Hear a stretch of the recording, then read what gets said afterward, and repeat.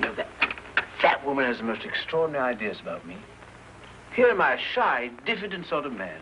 Yet she's firmly persuaded that I'm a bossy, arbitrary, overbearing kind of person. How do you account for that? I can't imagine.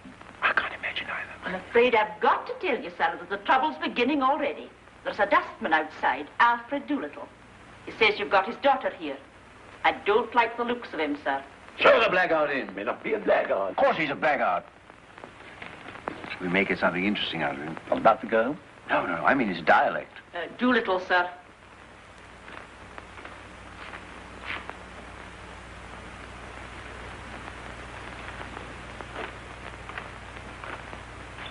Professor Higgins? Here, good morning. Sit down. Morning, Governor. I come about a very serious matter, Governor. Brought up in Hounslow, Mother Welsh, I should imagine. What do you want, Doolittle? I want my daughter. That's what I want. Well, of course you do. I'm glad to see you have some spark of family feeling left.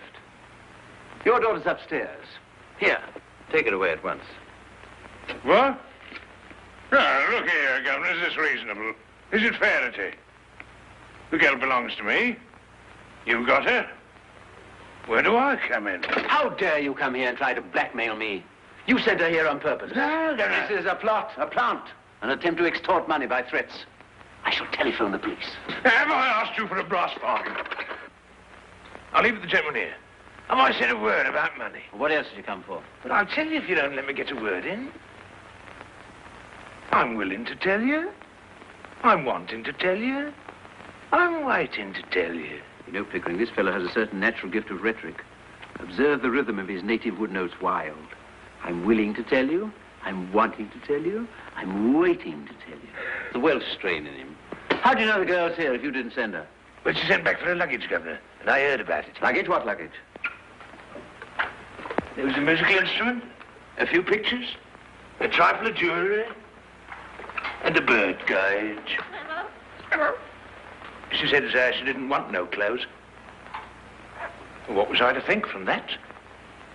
I ask you as a parent, what was I to think? So you came to rescue her from worse than death? Yes, that's right, just so. Mrs. Pierce, this is Eliza's father. He has come to rescue her from worse than death. Give her to him. No, Can't listen. take her away, Mr. Higgins. How can he? He told me to burn all her clothes. That's right. I can't carry the girl through the streets if she's a blooming monkey, can I? Where's the clothes she come in? Did I burn them, or did your missus here? Listen, Governor, you and me, we're men of the world, ain't we? Oh, we're men of the world, are we? You better go, Mrs. Pierce. I should think so, indeed. The floor is yours, Doolittle. I thank you kindly, Governor. Well, to tell you the truth, I've taken a sort of fancy to you. Well, then. And if you want the girl, I'm not so certain having her back home, but what we mightn't be hoping to an arrangement. Regarded in the light of a young woman, she's a fine, handsome girl. As a daughter, she ain't worth a keep, I tell you straight. All I ask from you is my rights as a father. You're the last man in the world to expect me to let her go for nothing. You're one of the straight sort, you are. Oh, I can see that. Well, what's a £5 note to you? And what's Eliza to me? I think you ought to know, Mr. Doolittle, that Mr. Higgins' intentions are entirely honourable. Of course they are, Governor. Of course they are. If I thought there wasn't, I'd ask 50. Why, you callous rascal. Do you mean to say you'd sell your daughter for £50? No, not in a general sort of way, I wouldn't. But to oblige a gentleman like you, I'd do a good deal, I do assure you. Oh, have you no morals, man? I can't afford them, Governor. Well, neither could you if you was as poor as me. I don't mean no harm. But if Eliza's going to have a bit out of this, well, why not me, too? It's a matter of morals, you know. It's a positive crime to give this chap a farthing. But I do feel there's a sort of rough justice in his claim. That's right, Governor. That's all I say. It's a father's art, as it were. Well, I know the feeling, yet it hardly seems right. No, don't look at it that way, Governor. What am I, Governor's Murph? I ask you, what am I? Well, what are you? I'm one of the undeserving poor. That's what I am. Well, think what that means to a man. It means he's up against middle-class morality all the time. If there's anything going, I puts in for a bit of it. It's always the same story. You're undeserving, so you can't have any. And yet my needs is as great as the most deserving widows that ever got money out of 6 different charities in 1 week for the death of the same husband. I don't need less than the deserving man, I need more. I don't eat less hearty than he does. And I drink a lot more. So I puts it to you as 2 gentlemen down, don't play that game on me. I'm playing straight with you. I ain't pretending to be deserving, I'm undeserving. I mean to go on being undeserving, I likes it. Sit down, Doolittle. Would you try and do a man out the price of his own daughter?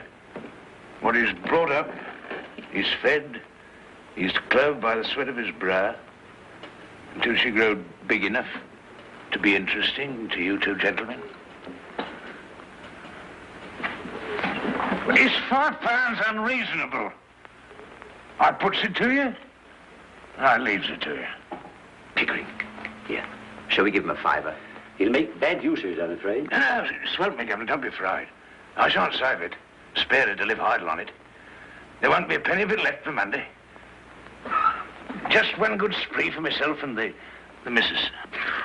This is irresistible. Come on, let's give him 10. No, thank you kindly, Governor. £10 a lot of money. Makes a man feel prudent like. And then goodbye to happiness. Now, just give me what I ask, Governor.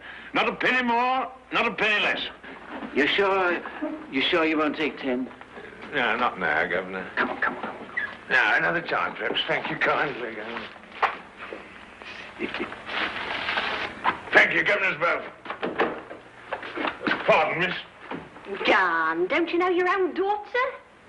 Blimey, it's Eliza. I never thought she'd clean up so good looking. She's a credit to me, ain't she, Governor?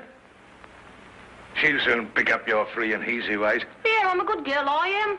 And I won't pick up no free and easy ways. Eliza, if you say again you're a good girl, your father shall take you home. You don't know my father. All he come here for was touch you for some money to get drunk on. Well, what else would I want money for? Put in the plate in church, I suppose. Don't you give me none of your lip. Don't let me hear giving any of these gentlemen either. You'll hear from me about it. See? Have you any further advice to give her, Doolittle, before you go? Your blessing, for instance? No, Governor, not me. I'm not such a mug as to put up my kids to all I know myself. If you want Eliza's mind improved, Governor, do it yourself. With a strap. Well, so long, gentlemen.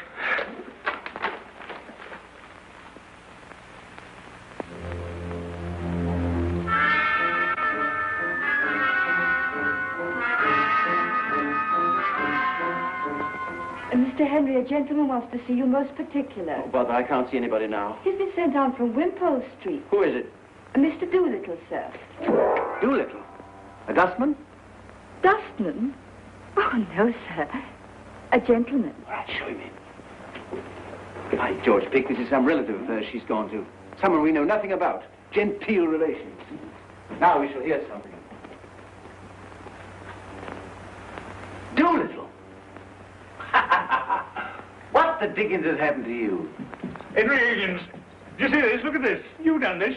Done what, man? Look at this hat. Look at this coat. Good morning, Mr. Doolittle. Won't you come in? Thank you, ma'am. What has my son done to you? He's ruined me, destroyed my happiness, tied me up and delivered me into the hands of middle-class morality. You're raving, you're drunk, you're mad. I gave you £5. After that, I had 2 conversations with you at £0.5 an hour, and I've never even seen you since. Oh, mad am I? Drunk am I? Tell me this. Did you or did you not write to an old blighter in America to say the most original moralist at present in England was Alfred Doolittle, a common garbage man? What, Ezra D. Wannefeller Jr.? Oh, I remember making some silly joke of the kind. Oh, you might well call it a silly joke. It's put the lid on me right enough. Just give him the chance he was looking for. To show Americans isn't like us, that they recognize and respect merit in whatever class of life, however humble. Them words is in his blooming will, in which he leaves me £3,000 a year, on condition I lecture for the Wannefeller Moral Reform League, as often as they ask me up 6 times a year. But this solves the problem of Eliza's future. You can provide for her now. Yes, I'm expected to provide for everybody now for $3,000 a year. He shan't provide for her. She doesn't belong to him. I paid him £5 for her. Doolittle, you're either an honest man or you're a rogue. A little of both. Very like the rest of us, a little of both. The point is, have you found Eliza? Have you lost her? Yes. Blimey, you have all the luck you have. No, I ain't found her, but she'll find me quick enough now. That's what you done to her. Now, you listen to me. Will you wait here for a moment, Mr. Doolittle? Let her go. Let her find out what it's like to be without us. In 3 weeks, she'll relapse back into the gutter without me at her elbow. You won't relapse, will you, Eliza? No, never again. I don't believe I could utter one of those old songs if I tried. Ow! Ha-ha! What did I tell you? Victory! Victory! Ow! Ow! Ow! Ow! Ow! Henry! Ow! Eliza, it ain't my fault. Your stepmother... Henry, look, Henry. Oh. Colonel, I'm getting late for the wedding. Wedding? What wedding? Mine. Yours? Yes, in spite of all I've said and done, my wife, she's going to marry me. I'm feeling uncommon nervous about the ceremony, Governor. We should come and put me through it. You've been through it before. You were married to Eliza's mother. Who told you that, Governor? Well, nobody told me, but I concluded naturally. That ain't the natural way, Governor. That's only the middle-class way. But don't tell Eliza, she don't know. I always had a sort of delicacy about telling her. No, quite right.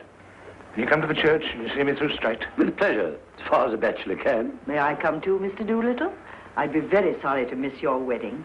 We should indeed be honoured by your condescension, Mum. My poor old woman, she'd look upon it as a tremendous compliment. She's been very low lately, thinking of the happy days that are no more.